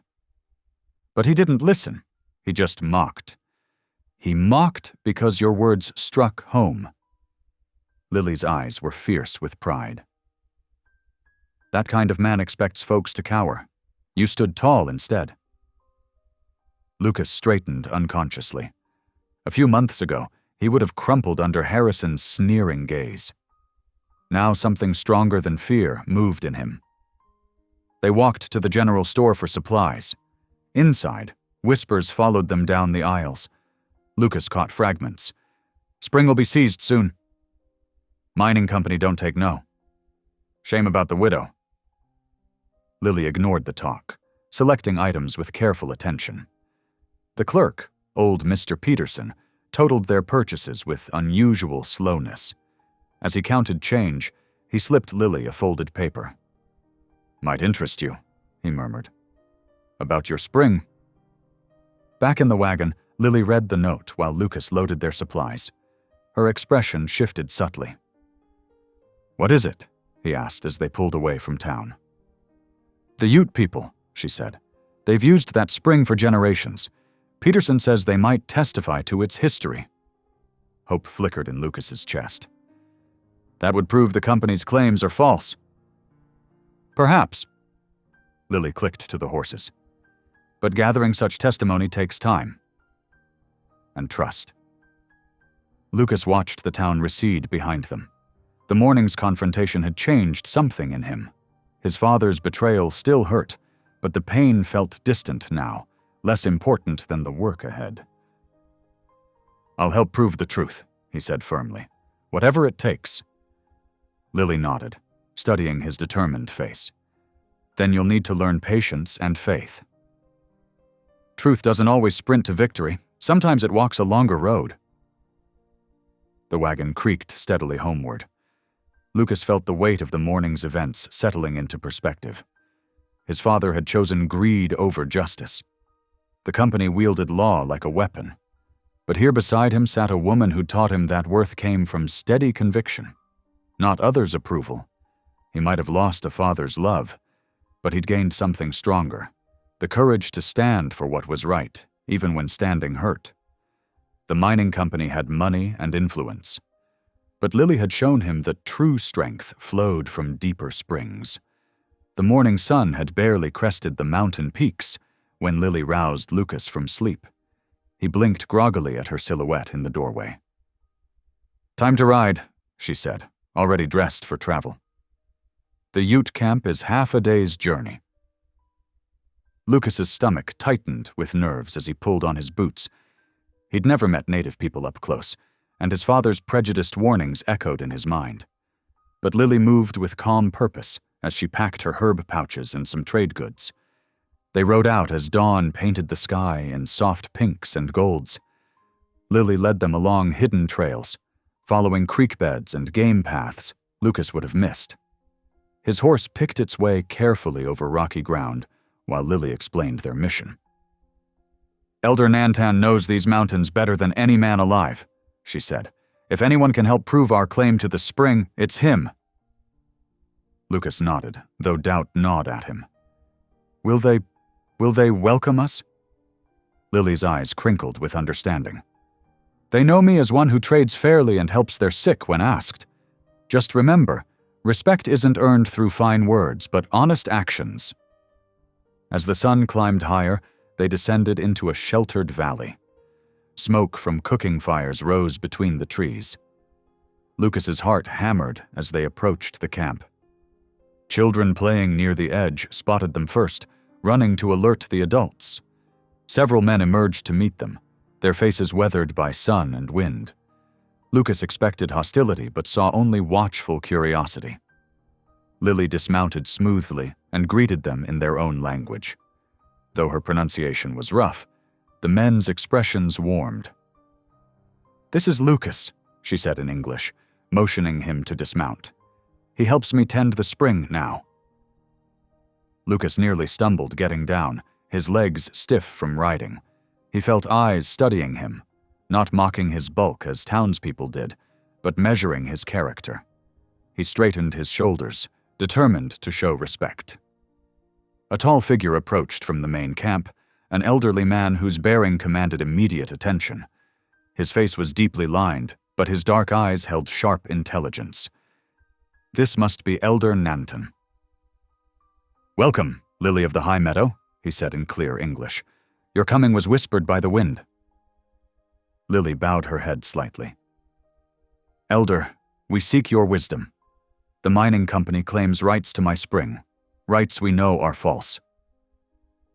Nanton nodded gravely. "Come, we will speak of this over food, as neighbors should." They followed him to a cooking fire where women were preparing the morning meal. Lucas's mouth watered at the smell of roasting meat and herbs. A woman handed him a wooden bowl of stew with a kind smile. He remembered to accept it with both hands, as Lily had coached him. As they ate, Lily explained their situation. Nanton listened intently, occasionally asking precise questions about dates and boundaries. When she finished, he rose and entered his lodge, returning with a leather case. "The company men speak with forked tongues," he said, carefully withdrawing yellowed papers. "Here is the treaty signed by my father's father. It speaks of the sacred waters, including your spring." Lucas leaned forward, fascinated as Nanton pointed out specific clauses. The treaty clearly protected native access to water sources throughout the region. If the spring was listed here, the company's claim couldn't stand. "May I?" Lucas asked hesitantly, pulling out his notebook. When Nanton nodded, he began sketching the valley's layout, marking the spring's location relative to other landmarks. The elder watched with interest. "You have a mapper's eye, young one." Encouraged, Lucas added details about water flow patterns he'd observed over the past months. Nanton offered corrections and additions, showing how the spring's course shifted with the seasons. Other elders joined them, contributing their knowledge of the land's history. As morning stretched into afternoon, children gathered to watch Lucas draw. When he struggled to show the terrain's elevation, a boy demonstrated how to add small marks indicating steep or gentle slopes. Lucas thanked him with a smile, adding the symbols to his map. Later, some young men invited Lucas to try riding bareback. His first attempt ended with him sliding ungracefully off the horse's side, landing in a heap. He expected cruel laughter like he'd known in town, but the children's giggles held no malice. "He is learning," Lily told them in their language. "It takes courage to try what is difficult." Lucas felt his face flush, not with shame this time, but with quiet pride. He got up, dusted himself off, and tried again. This time he managed to stay mounted for a few steps before falling. As evening approached, they gathered around the main fire. Elder Nanton spoke of battles fought long ago over water rights. His voice carried both warning and wisdom. "The mining men are like winter wolves," he said. "They will not easily give up their hunt. But when the pack threatens one, it threatens all. We must stand together." Lucas watched firelight dance on weathered faces around the circle. Here was strength different from his father's brutal kind, strength built on respect for the land and each other. The ride home was quiet, both of them lost in thought. As they crested the last ridge before Lily's cabin, she finally spoke. "Justice comes when many voices stand together," she said softly. "Remember that, Lucas?" He nodded, clutching his notebook of maps and notes. The treaty might help save the spring, but more importantly, he'd glimpsed a deeper truth today. Real power flowed not from forcing others down, but from lifting each other up. The cabin's familiar shape emerged from evening shadows. Lucas sat straighter in his saddle, resolved to defend this land alongside both settlers and natives. His father had taught him shame, but today he'd learned something better: dignity born of shared purpose and mutual respect. The morning of the hearing dawned crisp and clear. Lucas's hands trembled as he rolled his maps carefully, securing them with twine. Lily watched from her rocking chair, sipping tea with steady calm that somehow made his own nerves easier to bear. "Remember," she said, setting down her cup, "truth speaks plainest when spoken gentle." The ride into town felt different from their last visit. Lucas sat straighter in his saddle, though his heart thundered against his ribs. The maps tucked inside his jacket seemed to burn against his chest, precious proof of their rightful claim. The sheriff's hall stood at the edge of town, its weathered boards gleaming in the morning light. Already wagons and horses crowded the hitching posts. Lucas recognized faces from all over the county: weather-beaten farmers, dusty miners, and merchants in their good coats. Inside, the hall buzzed with whispered conversations. Wooden benches creaked under the weight of the crowd. Lucas spotted his father near the front, wearing his best black vest, speaking low with the mining company's lawyer. When their eyes met, his father's lip curled in that familiar sneer. Lucas's legs went weak, but Lily's hand on his elbow steadied him. They found seats near the middle, where Elder Nantan and 2 other Ute leaders already waited. The elder nodded gravely to them both. Sheriff Klein entered from his office, his boots clicking on the wooden floor. The room fell silent as he took his place behind the broad desk at the front. He cleared his throat, adjusting his vest with careful dignity. "This hearing concerns water rights to the Highland Spring," he announced, his voice carrying to the back walls. "The mining company claims deed through recent purchase. Miss Hawk claims prior rights through homestead. Both will present their case." The company lawyer rose first, smooth as silk in his store-bought suit. He unfolded official-looking papers with flourish, speaking of progress and prosperity. The spring's water, he argued, would serve the greater good through mining operations that would bring wealth to all. Lucas watched faces in the crowd, nodding. The promise of mining riches was powerful medicine in these parts. The lawyer finished with a dramatic gesture toward Lucas's father. "Mr. Hawk here can testify to the company's legitimate claim," he said, "as can other respected citizens." Then it was Lily's turn. She stood slowly, her gray hair neat under her bonnet, her back straight as a pine. Her voice, though quiet, held the strength of mountain streams. "My husband and I settled that land 20 years ago," she said. "We dug the channels that direct the spring's flow. We've shared that water with neighbors, both settler and native, all these years." She gestured to Elder Nantan. "The Ute people used that spring long before any of us arrived. Their treaties protect it still." Murmurs rippled through the crowd. Lucas's father shifted in his seat, scowling. The lawyer jumped up to object, but Sheriff Klein raised his hand for silence. Lucas's heart hammered. This was the moment. Before he could lose his nerve, he rose to his feet. The floor seemed to sway beneath him as every eye in the room turned his way. "I have something to show," he said, his voice cracking slightly. He drew out his rolled maps with trembling fingers. His father's sharp laugh cut through the quiet. "Sit down, boy. You're making a fool of yourself again." Lucas flinched, but didn't sit. Instead, he walked to the front, forcing his legs to stay steady. He spread the first map on the sheriff's desk with care. "These show the spring's true course," he explained, pointing to the careful lines. "See how it feeds not just Lily's land, but the meadows where 3 other families graze cattle? And here, these marks show the seasonal camps where the Ute gather medicinal plants that only grow with the spring's water. The room had gone utterly still. Lucas unrolled his second map, showing the broader valley. His voice grew stronger as he explained what Elder Nantan had taught him about the water's patterns through the seasons. "A fat liar, just like always." His father's voice boomed from the front row. "You're telling tales to cover your own worthlessness." The words struck like physical blows, but this time Lucas didn't crumple. Instead, he straightened his shoulders and met his father's glare. "The stone the builders rejected has become the cornerstone," he quoted softly, the Bible verse rising to his lips like a shield. "That's from Psalms, Pa. You taught me that yourself, though maybe you forgot." A heartbeat of silence followed. Then someone in the back began to clap. Others joined in, the sound building like summer thunder.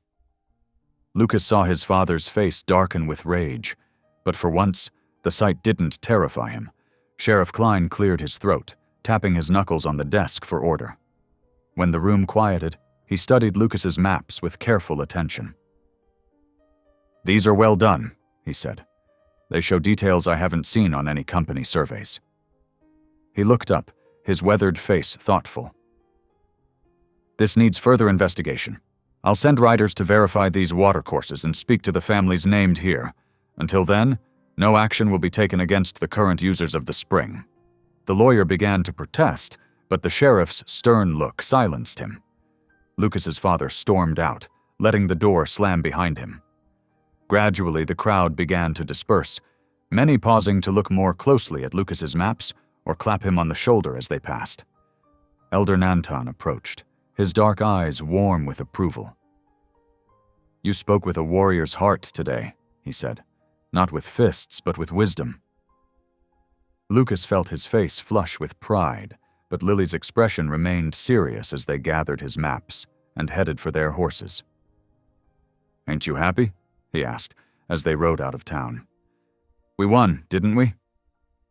Lily glanced at him, her eyes sharp as hawk's feathers. "We won time," she said, "but a wounded bear is most dangerous when it's cornered. Stay watchful, Lucas. This fight ain't over yet." The sun was setting as they reached the cabin, painting the mountains in fierce golds and reds. Lucas's maps were safe in his saddlebag. His father's cruel words were behind him, and for the first time in his life, he'd stood tall before the whole town. Yet Lily's warning echoed in his mind as he tended to his horse. The spring gurgled peacefully in the gathering dusk, its voice unchanged by all the day's drama. Lucas paused to listen, understanding now why so many would fight to claim it. He'd helped protect it today, but somehow he knew Lily was right. Their greatest test was still to come. Lucas jerked awake to an orange glow through his window. At first, his sleep-muddled mind thought it was dawn, but the light flickered wrong. Smoke tickled his nose. His heart lurched as he scrambled from bed, nearly tripping over his boots. "Lily!" he shouted, rushing to her door. "Fire!" The barn was already engulfed, flames licking high into the night sky, the dry timber caught like kindling, sending sparks dancing upward to join the stars. Inside, animals screamed in terror. Lily burst from her room, her gray hair loose around her shoulders. She grabbed a bucket, thrusting it at Lucas. "The horses!" she commanded, already running toward the inferno. Heat slapped them as they approached. Lucas's eyes stung from smoke, tears streaming down his face. The barn door was blocked by fallen timber, but Lily knew another way. She led him to the back, where boards could be kicked loose. "The mules first!"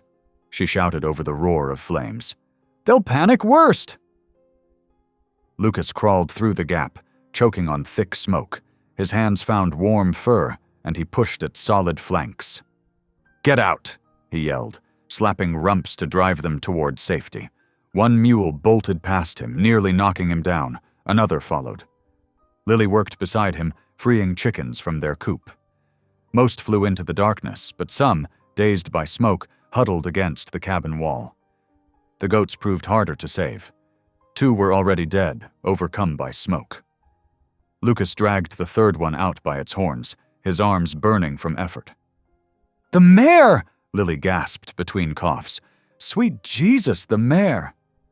Lucas knew she meant her prized riding horse, the one her husband had given her. He plunged back into the barn, squinting through the haze. The mare was trapped in her stall, rearing in panic. As he reached for her halter, a beam crashed down behind him. "Lucas!" Lily's voice cracked with fear. "I'm here!" he called back. "Almost got her!" The mare's eyes rolled white with terror, but she knew him. He managed to grab her lead rope, tugging her toward the exit. They burst out together just as another portion of the roof collapsed. Lily stood too close to the flames, trying to save more chickens. Lucas saw her sway, then double over in a violent coughing fit. She tried to straighten but couldn't catch her breath. "Lily!" He abandoned the mare to catch her as she stumbled. Her face had gone gray, and her breathing came in terrible wheezes. She clutched his arm, fighting for air. Hoofbeats thundered up the trail. Neighbors were arriving, drawn by the fire's glow. Lucas recognized the Hendersons and old Jim Parker, along with others he'd seen at church. "Help!" he shouted. "Please! She can't breathe!" Mrs. Henderson dismounted, hurrying to check Lily. "Smoke in the lungs," she said grimly. "Get her inside, away from this air." Lucas half-carried Lily to the cabin. She fought him weakly, trying to return to the animals, but another coughing spell left her limp against him. He laid her on her bed while Mrs. Henderson gathered water and clean cloths. Outside, men's voices rose in anger and fear. Lucas rushed to the door. "Please," he begged, "help us save what we can." But most stood back, shaking their heads. "Can't get crosswise with the company," one muttered. "They'll burn us out too." "Cowards!" Lucas spat, but they were already mounting up. Only Jim Parker remained, leading his horse closer. "I'll ride for the doctor," he offered. "But boy, them that did this, they won't stop here." Lucas watched him gallop away, then turned back to the nightmare scene. The barn was beyond saving now, a tower of flame against the black sky. Their surviving animals had scattered into the forest. The mare stood trembling by the fence, her coat streaked with soot. Inside, Lily's breathing grew worse. Mrs. Henderson pressed cool cloths to her forehead, but fever was already building. Each cough racked her thin frame. Lucas knelt beside the bed, his own chest tight with smoke and fear. "Lord," he whispered, clasping his hands awkwardly. He couldn't remember proper prayers, but words spilled out anyway. "Don't take her. Please, I'll do anything. She's all I got." Mrs. Henderson squeezed his shoulder. "Keep praying, boy. She's strong, but this is bad." Dawn crept over the mountains, painting the smoke-filled sky in sickly yellows. The barn had collapsed into a smoldering ruin. Lucas sat slumped in Lily's doorway, watching her toss in fevered sleep.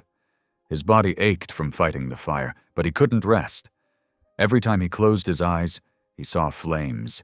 The clatter of hooves made him tense. But it was only his father, riding up alone. Lucas's heart hardened at the sight of him, proud and straight in his saddle. "Come to see your handiwork?" Lucas called bitterly.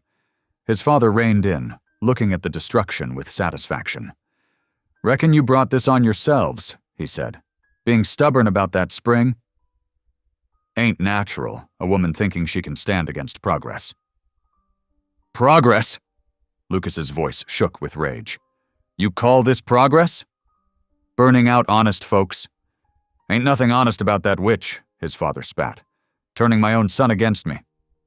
But you can still come home, boy. Admit you were wrong. The company's willing to forget this foolishness." Lucas stood slowly, his hands clenched into fists. Inside, Lily coughed in her sleep, the sound tearing at his heart. "Get out," he said, each word clear and cold as mountain ice. "You ain't my father no more. A real father wouldn't do this." "Still soft," his father sneered. "Still weak. You'll never be more than what you are. a burden and a shame. Lucas strode to the cabin door. "Maybe so," he said, "but I'd rather be a burden here than a coward anywhere else." He stepped inside and slammed the door hard enough to rattle the windows. When he looked out again, his father was gone. Lucas sagged against the wall, the weight of everything crashing over him. If he hadn't stood up in town, if he hadn't shown those maps, this was his fault. His pride had brought destruction down on the only person who'd ever believed in him. Mrs. Henderson touched his arm. "Don't you carry that blame," she said softly, as if reading his thoughts. "Evil men do evil things. Ain't your fault for standing up to them?" But Lucas barely heard her. He returned to Lily's bedside, watching her struggle for each breath. The morning sun crept across her gray face, highlighting the deep lines of pain. She'd risked everything to help him find his strength. Now that strength felt hollow, useless against the forces arrayed against them. He took her calloused hand in his, remembering how those fingers had guided him, taught him, supported him through his clumsy first attempts at mountain life. "Hold on," he whispered. "Please hold on." Outside, the ruins of the barn still smoked, sending thin tendrils up into the brightening sky. Their surviving animals were scattered through the forest. The spring burbled on, indifferent to the destruction its waters had caused. And somewhere in town, the mining company's men were probably celebrating their victory. Lucas settled in to wait for the doctor, keeping his vigil beside the only mother he'd ever truly known. His prayer continued silently, a desperate litany in his heart. "Don't take her, Lord. Don't take her from me." The cabin creaked in the night wind as Lucas tended to Lily. Every wheeze and cough from her chest sent fear coursing through him. He kept the fire stoked, watching shadows dance across her feverish face. The kettle bubbled steadily on the stove as he prepared another batch of healing broth. "Here," he whispered, lifting Lily's head gently. "You need to drink something." Her eyes fluttered open, glazed with fever. Her lips moved, forming words he could barely hear. "The Lord is my shepherd." "Please," Lucas urged, pressing the cup to her mouth. "Just a little sip." She managed a few swallows before turning away, consumed by another bout of coughing. Lucas supported her through it, his heart breaking at how frail she felt in his arms. This woman who had shown such strength, who had lifted logs and worked from sunup to sundown, now seemed as delicate as autumn leaves. The hours crawled by. Lucas kept vigil, changing cool cloths on her forehead and neck. When her fever spiked higher, she began murmuring scripture in broken phrases. "Though I walk through the valley, fear no evil, thy rod and staff." Lucas knelt beside her bed, clasping his hands awkwardly. Prayer had never come naturally to him. At his father's ranch, religion had been for show, a Sunday costume to wear into town. But now, watching Lily struggle for each breath, he felt desperate for divine help. "Lord," he whispered, his voice rough with smoke and exhaustion, "I ain't good at this." Never learned proper praying, but please, please don't take her. Tears slid down his soot-stained cheeks. "She's the only one who ever saw good in me. The only one who gave me a chance." The preacher's words from that Sunday service came back to him, clear as bell rings. God's mercy is for the outcast. His love seeks the lost, the rejected, the ones cast aside by men's judgment. Lucas pressed his forehead against the rough wool blanket. "I'm outcast, Lord. Been cast aside my whole life. But Lily showed me different, showed me I could be worth something." His shoulders shook with silent sobs. "If you're listening, if you're real, please help her. Please." He prayed through the night, sometimes with words, sometimes just holding Lily's hand as she tossed in fever dreams. When dawn finally painted the cabin walls pink, he rose on stiff legs. His body ached from the firefighting and the long night's vigil, but his mind was clear. Mrs. Henderson had dozed in Lily's rocking chair. She startled awake when Lucas touched her shoulder. "Stay with her?" he asked. "I need to ride out." "Where to, boy?" "To get help." "Real help." He squared his shoulders. "The kind that stands together." The morning air bit cold as Lucas saddled Lily's mule. The creature was still skittish from the fire, but it knew him now. He rode past the smoking ruins of the barn, past scattered chicken feathers and broken fence posts. His heart ached at the destruction, but he pushed the pain aside. There would be time for grief later. The trail to the Ute camp wound through pine forests still draped in morning mist. Lucas urged the mule faster than usual, though his muscles protested every jolting step. When he reached the camp, several women looked up from their morning work, recognition dawning on their faces. "I need to see Elder Nantan," Lucas said, dismounting carefully. "Please, it's urgent." The elder emerged from his lodge, his face grave. He had already heard about the fire. News traveled fast in the mountains. Lucas explained everything: the barn burning, Lily's illness, his father's cruel visit. His voice cracked when he described Lily's struggle to breathe. Elder Nantan listened silently, his deep-set eyes measuring Lucas's words. When the story was done, he spoke with quiet authority. "The spring has given life to many peoples. Not just your guardian woman, not just my people, but all who live in these hills." He gestured to the mountains rising behind them. "The mining men, they see only profit. They do not see the web that connects all lives through the water." "Will you help us?" Lucas asked. "Help us prove the spring belongs to everyone?" The elder nodded slowly. "I will gather the elders who remember the old agreements. We will speak of how our grandfathers used these waters in peace with the first settlers." He touched Lucas's shoulder. "You have grown stronger, young one." "Not here," he tapped Lucas's arm, "but here." He pressed his hand against Lucas's chest, over his heart. Lucas blinked back tears. "Thank you," he managed. "Go now," Elder Nantan said. "Care for your guardian. We will come when the sun stands high tomorrow." The ride back seemed longer, exhaustion weighing heavy on Lucas's shoulders, but his heart felt lighter, knowing allies would come. When he reached the homestead, he tied the mule and set to work immediately. First, he rounded up the scattered chickens, coaxing them back with handfuls of dried corn. Many were missing, but enough returned to start again. He repaired the broken sections of fence, his blisters reopening on the rough wood. The yard was littered with debris from the fire: twisted metal, charred timber, broken tools. Lucas sorted through it methodically, saving what could be salvaged. The woodpile had been reduced to ashes, but Lucas found some fallen branches in the nearby forest. His arms trembled as he dragged them back and split them into usable pieces. Each strike of the axe sent pain through his shoulders, but he welcomed it. Pain meant he was still working, still fighting. Inside the cabin, Mrs. Henderson reported that Lily's fever hadn't broken, but it hadn't climbed higher either. Lucas helped her change the bedding, gentle as he could, while lifting Lily's limp form. When they settled her back, her eyes opened briefly.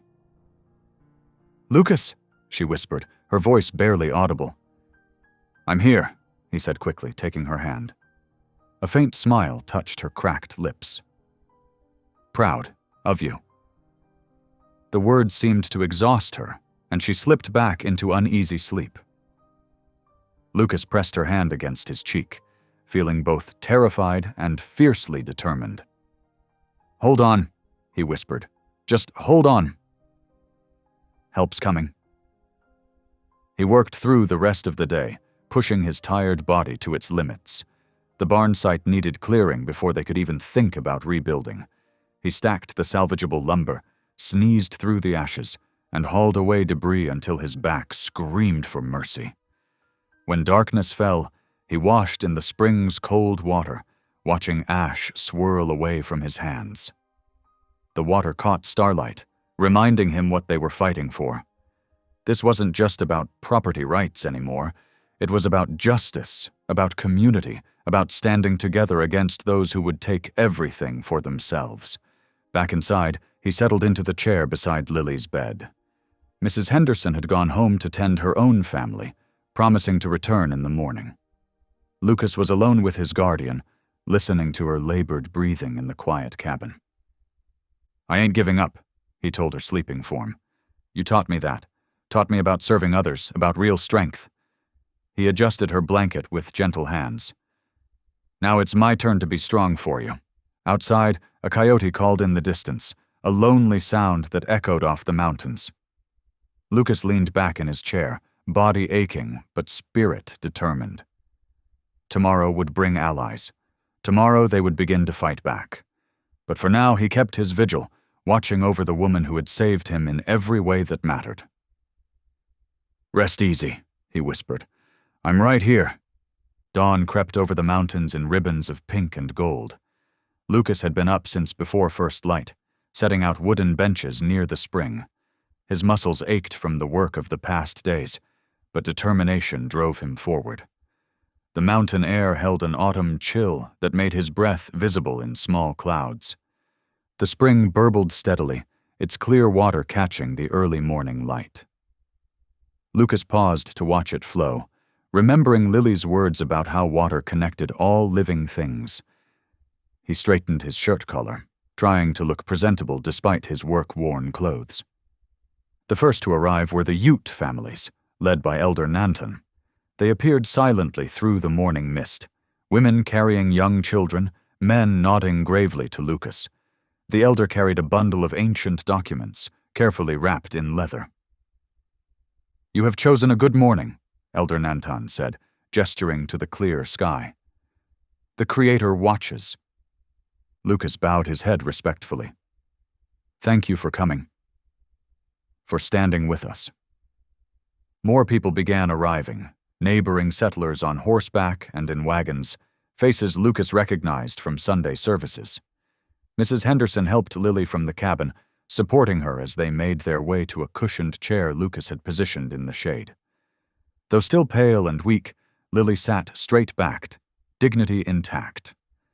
The preacher, Reverend Matthews, rode up on his spotted mare. He dismounted quickly, his worn Bible tucked under one arm. "Morning, young Lucas," he said warmly. "The Lord moves in mysterious ways, doesn't he? Who would have thought that boy on the auction platform would become such a leader?" Lucas flushed but met the preacher's eyes. "I'm just trying to do what's right, sir." "And that's exactly what makes a leader." The Reverend squeezed his shoulder. Lucas had prepared carefully.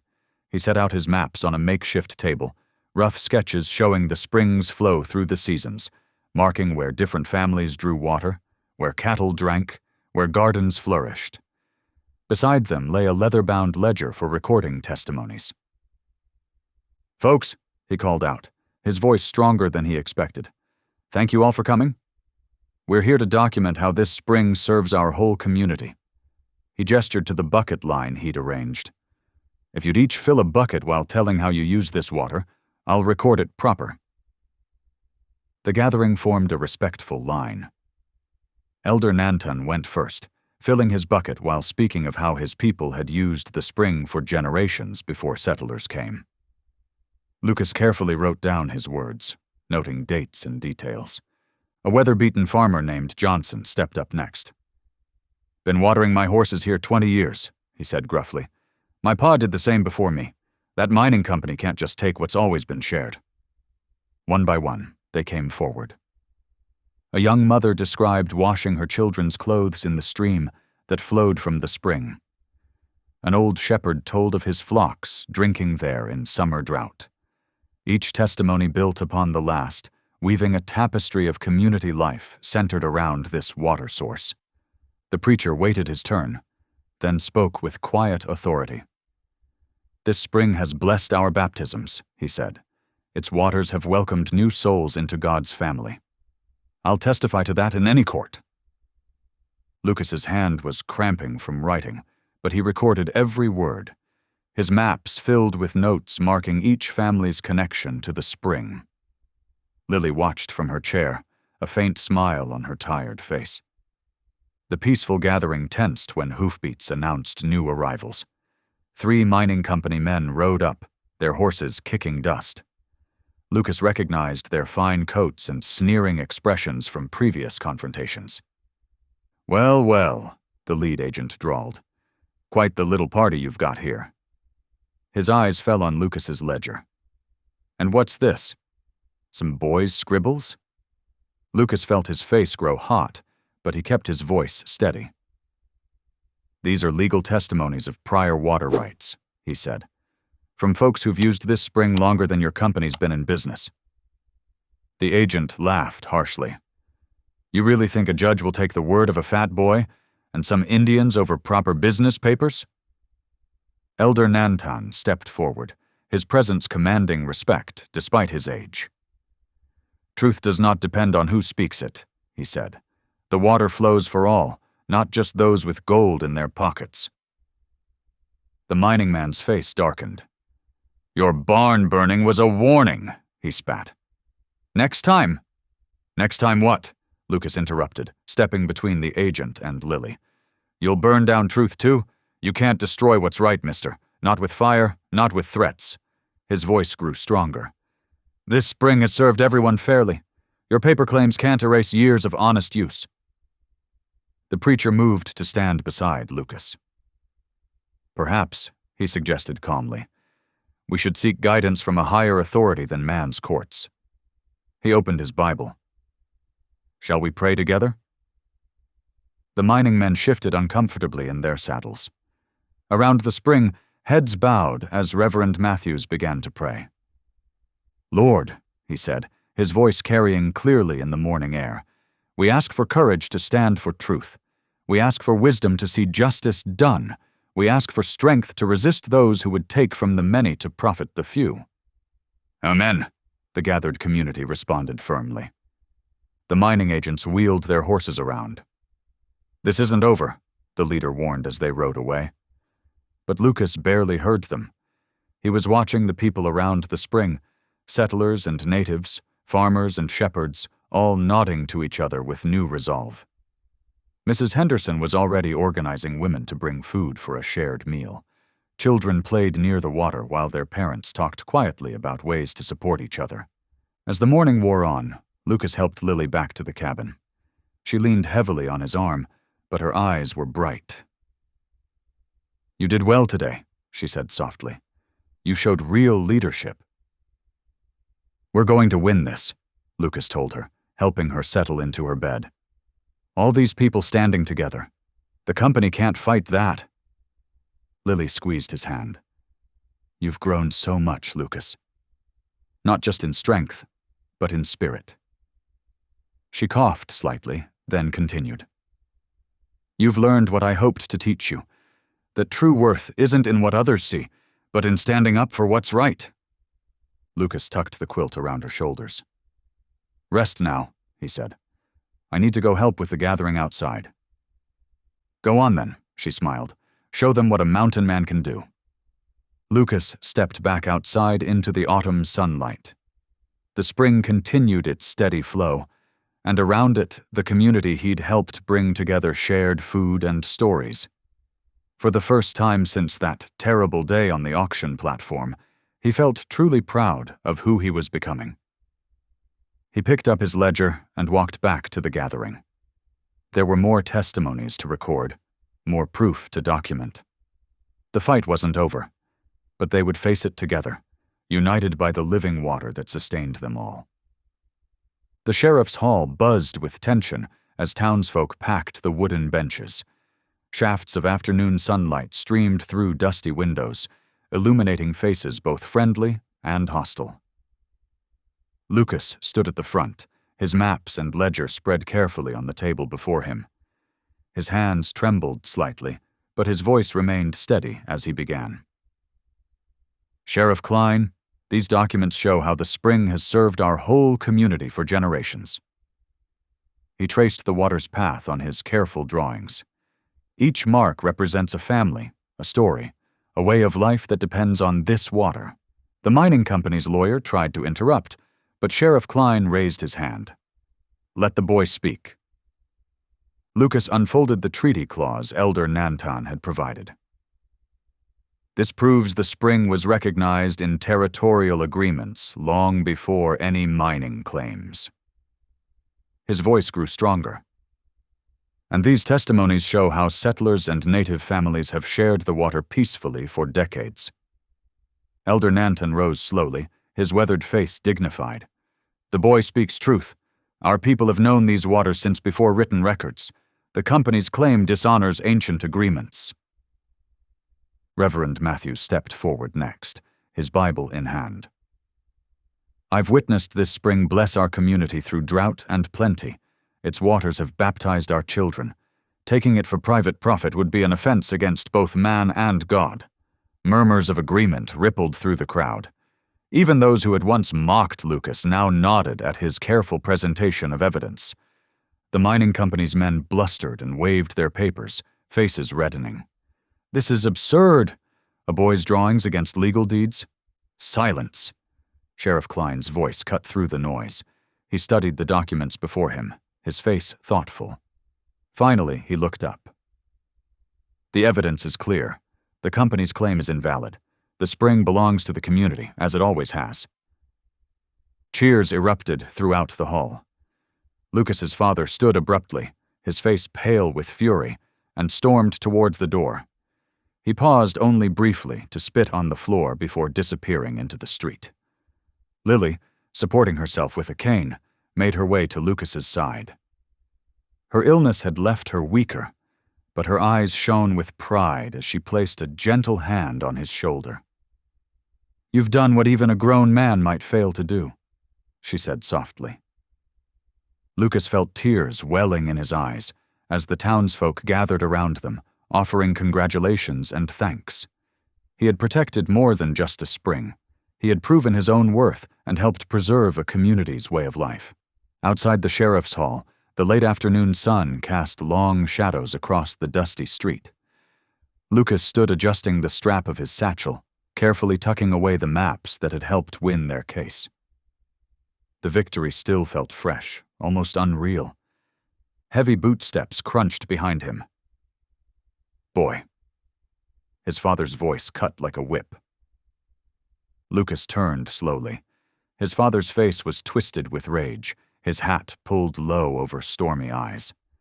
Several townsfolk paused on the boardwalk, watching. "You think winning this makes you something?" His father spat into the dirt.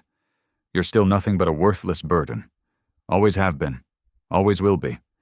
The words that once would have crushed Lucas now seemed to bounce off him like pebbles. He straightened his shoulders, remembering Lily's quiet strength and the truth he'd learned in those mountain heights. "No, Pa," Lucas said, his voice clear and steady. "Worth isn't something you give or take away. It comes from God above, not men below." Gasps and murmurs rippled through the gathering crowd. Someone whispered, "Amen." Mrs. Peterson, the baker's wife, nodded firmly. Even the sheriff, standing in his doorway, gave an approving grunt. His father's face flushed dark red. Without another word, he spun on his heel, mounted his horse, and spurred it hard, riding out of town alone. The cloud of dust he kicked up settled slowly in the evening air. When Lucas and Lily finally made their way back to the homestead, they found wagons already parked in the yard. Neighbors were unloading lumber, tools, and food. The Petersons had brought 3 chickens to replace those lost in the fire. Young Tommy Webb led a milk cow, saying his family had a spare. The preacher's wife handed Lily a basket of fresh bread and preserves. The quiet mountain air filled with the sounds of hammering, sawing, and friendly chatter as willing hands began rebuilding the burned barn. Children chased each other through the grass, while women set up tables with food. Even some of the Ute families arrived, bringing dried meat and offers of help. Lucas worked alongside men who had once mocked him, sharing water and swapping stories as they raised new beams against the darkening sky. The barn was taking shape, stronger than before. Inside the cabin, Lily sat in her rocking chair, watching through the window. When Lucas brought her a plate of food, she smiled. "You see," she said softly, "found family is stronger than blood alone. These bonds, freely given and earned through love, they're what make a real home." Lucas looked out at the bustling yard, at faces that now showed respect instead of scorn, at hands offered in friendship instead of judgment. He felt the truth of her words deep in his bones. The first snow of winter drifted down outside the cabin windows, each flake catching the last light of dusk. Inside, the fireplace cast dancing shadows across the wooden walls as Lucas and Lily sat at their small table, sharing bowls of steaming rabbit stew. "You saved this homestead," Lily said, breaking the comfortable silence. "Without your courage, that spring might be locked behind mining company fences by now." Lucas stirred his stew, cheeks flushing. "You saved me first, Lily. When you bought me that day." He paused, searching for words. "You were the only one who saw past what everyone else did. The only one who believed I could be more." Lily reached across the table, her weathered hand covering his. "Listen close, Lucas. You're not my purchased boy anymore, if you ever truly were. You're my chosen son. The Lord led you to my door, sure as that spring flows." Warmth swelled in Lucas's chest, and his eyes grew misty. Rising from the table, he stepped outside into the crisp mountain air. The snow fell silently around him as he gazed at the spring, its waters still flowing strong beneath a thin crust of ice. "Thank you, Lord," he whispered, his breath clouding in the cold, "for giving me a real home." "Lucas," Lily's voice called from the warm cabin, "come in before you catch your death." A smile spread across his face as he turned back. His shoulders were broad and steady now, his stance sure. No longer the shamed boy from the auction platform, but a young man standing tall with dignity, faith, and true family. Thank you for listening. Stories connect us in the most unexpected ways. If you felt that spark today, make sure you're subscribed. I share a new one daily, and the next might change your day.